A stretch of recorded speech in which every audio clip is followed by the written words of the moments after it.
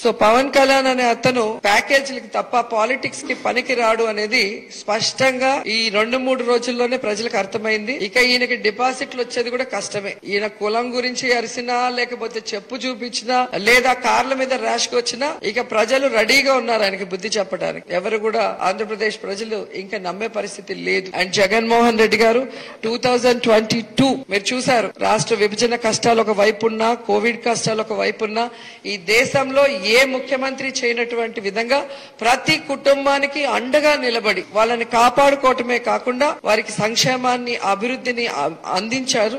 అలాగే 2023 కూడా ఆయన మరింత సంక్షేమాన్ని, అభివృద్ధిని అందించి ప్రజలందరి చేత మళ్లీ మళ్లీ శభాష్ అనిపించుకుంటారు. కాబట్టి 2024 జగనన్న వన్స్ మోర్ అని ప్రజలంతా రెడీగా ఉన్నారు.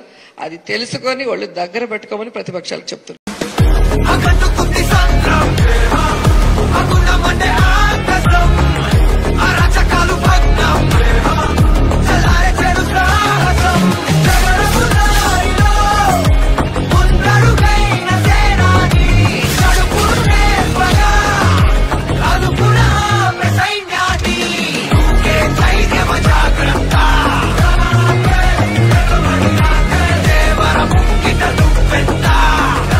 నువ్వెంత, నీ బతుకెంత, నీ స్థాయి ఎంత?